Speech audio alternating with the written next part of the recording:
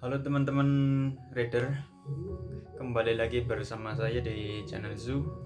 Senang sekali hari ini kita berjumpa lagi untuk memberikan sebuah rekomendasi 3M manga, manhwa, manhwa. Nah, kali ini saya akan membahas dan merekomendasikan sebuah manga setelah kemarin kita merekomendasikan manhwa dan manhwa ya. Nah, manga yang akan saya rekomendasikan kali ini merupakan sebuah manga musuh utama dari manga Goblin Slayer.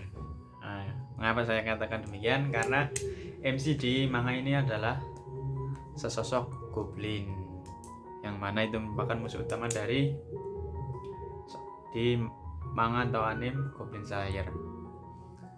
Nah, judul manga ini sendiri yaitu Re-Monster, atau ya diartikan ya monster lagi. Raya yang repet biasanya kan artinya kembali. Nah, seperti kebanyakan manga, Re-Monster juga merupakan sebuah manga isekai atau reinkarnasi ke dunia lain. Nah, manga ini rilis tahun 2014 sampai sekarang masih ongoing dengan chapter terbaru berjumlah 94. Entah kalau di novelnya saya nggak tahu, karena yang akan kita bahas kali ini adalah manga. Nah, di Re-Monster ini MC-nya seperti yang saya sudah bilang tadi merupakan reinkarnasi seorang manusia yang ke dunia lain dan berubah menjadi sesosok goblin ya. Nah, di isekai ini si MC berubah menjadi goblin.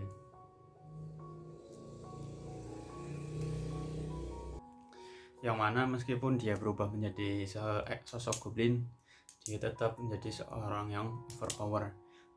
Karena sebelum dia bereinkarnasi ke isekai, walaupun tidak dijelaskan secara spesifik dia sebagai apa, tapi dia ada sedikit keterangan yang mengatakan bahwa dia merupakan seorang yang diperkuat atau manusia yang lebih kuat daripada manusia normal.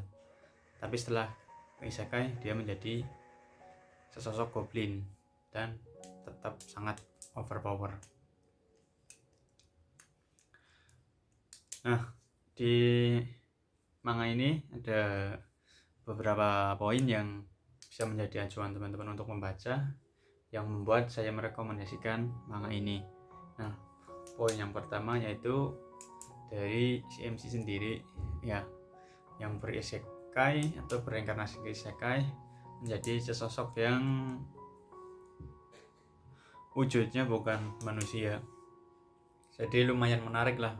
Saya sendiri sangat suka kalau manga-manga atau cerita-cerita fantasi yang berisekai, MC-nya bukan dari golongan atau ras manusia ya, di isekainya berubah menjadi ras lain. Jadi ceritanya itu lebih menarik dan lebih unik.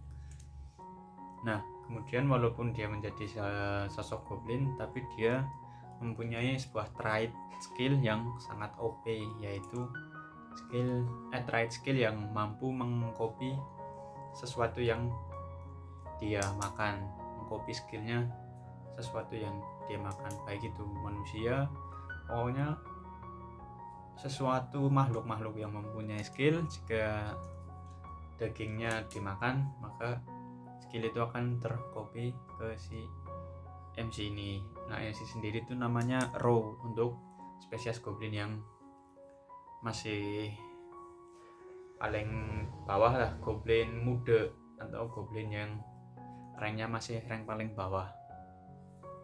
Karena seperti kebanyakan di cerita fantasi yang ada monster-monsternya, goblin itu kan biasanya dikenal dengan ras yang paling lemah atau paling bawah ya dari ras lain, seperti biasanya ada werewolf atau manusia binatang, setengah binatang lain lah yang lebih kuat. Nah, kemudian untuk poin yang kedua itu dari sifat si MC, yang mana seperti yang para reader inginkan ya, terutama reader yang sekarang itu biasanya sangat menyukai MC yang anti naif, atau apa ya, biasanya bilangnya apa sih, pokoknya sebutannya naif lah ya. Nah MC di sini itu nggak naif, bervisioner, pikirannya cerdas dan sangat visioner ya, tegas. Ya pokoknya tidak mudah ditipu lah kayak gitu ya intinya. Dan selain anti naif, MC juga sangat royal kepada bawahannya. Jadi sangat menghargai para bawahannya yang setia kepadanya dan juga sangat tegas dan sangat menjunjung tinggi kekeluargaan. Jadi dia dengan membangun sebuah kerajaan goblin untuk melindungi para keluarga goblinnya. Dan si MC sendiri nanti punya banyak harem ya, dan punya anak juga, nanti banyak anaknya. Karena di cerita ini, di manga ini, goblin itu perkembangbiakannya sangat cepat. Bahkan untuk seanak goblin yang di dalam kandungan itu cuma beberapa bulan, nggak sampai bulanan, itu sudah lahir. Dan ketika lahir pun baru beberapa hari sudah bisa berjalan, karena untuk adaptasi dengan lingkungan alam liar yang sangat keras. Karena goblin kan ras terbawah, jadi banyak yang memburu. Akhirnya setelah lahir beberapa hari mereka langsung bisa beraktivitas, bahkan bisa berburu. Nah, untuk poin selanjutnya yang membuat saya rekomendasikan manga ini ya dari latarnya. Di latar cerita ini ya di sebuah dunia isekai, dunia fantasi, yang mana terdapat banyak kerajaan manusia yang tentunya ya seperti pada umumnya suka berperang. Entah itu di isekai atau di real life pun, setiap manusia pasti selalu berperang ya, seperti yang terjadi sekarang. Nah, sebuah benua, banyak kekaisaran dan juga banyak dungeon atau labirin, seperti konsep-konsep di manga-manga isekai yang kebanyakan sebagian besar pasti ada yang namanya dungeon, di mana itu pasti ada ras monster seperti goblin tadi, itu pasti ada dungeon atau labirin. Nah, labirin di sini itu dibuat oleh sosok entitas yang disebut dewa, yang mana para dewa ini membuat labirin dengan tujuan untuk mencari pengikut atau penyembah. Karena di cerita ini dewa-dewanya juga seperti manusia, tidak akur ya, saling berperang sendiri-sendiri. Dengan itu para dewa itu pun membuat sebuah dungeon dengan tujuan ya untuk mencari penyembah atau pengikut, dan bertujuan untuk mengambil skill dari dewa yang lain. Karena utusan dewa yang menaklukkan dungeon, jika dunianya ditaklukkan, maka skill dari dewa yang membuat dungeon akan diambil. Dan sebaliknya, jika penantang dari kiriman dewa tersebut gagal atau mati di lantai labirin, maka pemilik labirin itu akan mengambil skill dari yang mengirim penantang tersebut. Intinya si dewa itu tidak damai dan saling memakan satu sama lain, seperti hukum rimba lah, yang kuat menguasai yang lemah, ya gitu. Jadi di sini banyak dewa yang memberikan manusia yang menyembahnya sebuah kekuatan besar atau disebut divine power, kekuatan ilahi, yang mana setiap orang yang mendapatkan ini dinamakan dengan efek awakening.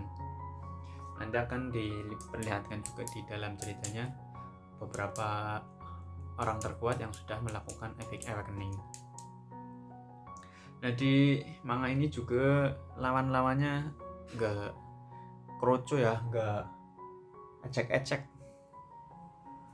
Untuk sebuah manga yang MC-nya overpower, lawannya juga nggak ecek-ecek atau overpower juga.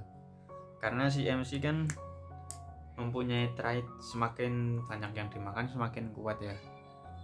Seperti dia ketika memakan makhluk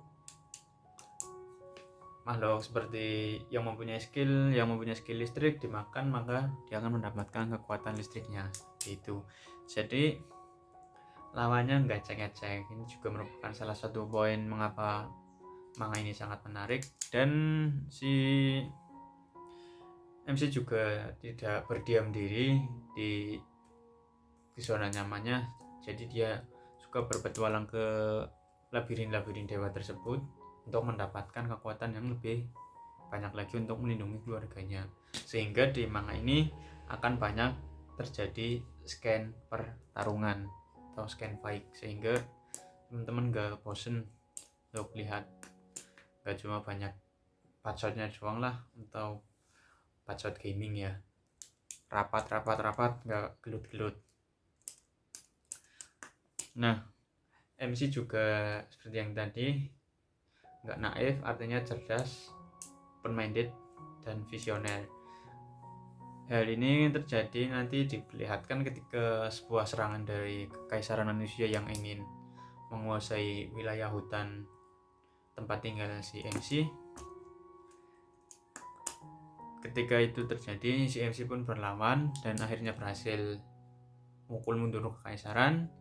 Dari kejadian tersebut, akhirnya si MC pun memutuskan membangun kerajaan goblinnya sendiri dan melakukan petualangan ke dunia manusia untuk mempelajari budayanya dan mengirimkan mata-mata, yang mana mata-mata itu merupakan skill dari si MC itu sendiri yang dapat menciptakan banyak clone tanpa ketahuan.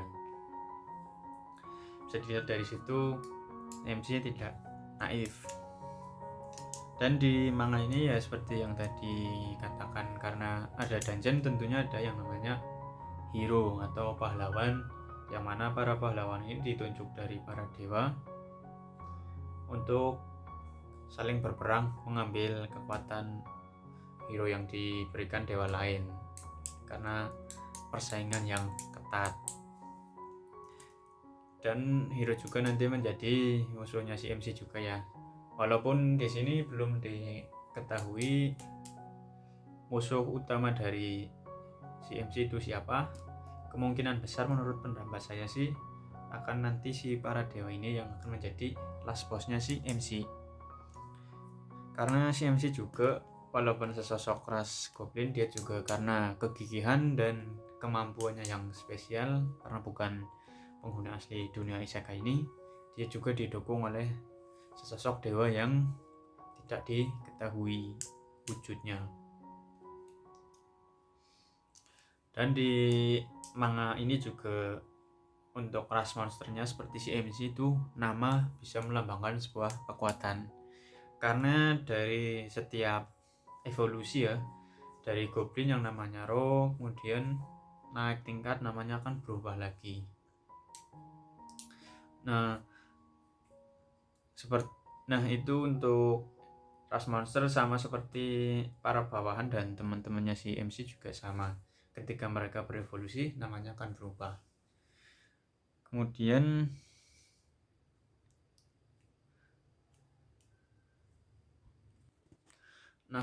si para monster ini akan berevolusi, nanti akan bercabang, banyak pilihannya ya. Misalnya dari goblin nanti berevolusi menjadi spesies yang lebih tinggi, misalnya entah itu jadi ogre, jadi vampir, nanti ada yang jadi vampir, ada juga yang jadi seperti priest atau healer ya, nanti ada. Kalau si MC sendiri nanti berubah menjadi warlord kalau nggak salah namanya, saya agak lupa. Jadi konsep monsternya di sini bisa berevolusi menjadi spesies yang lebih tinggi.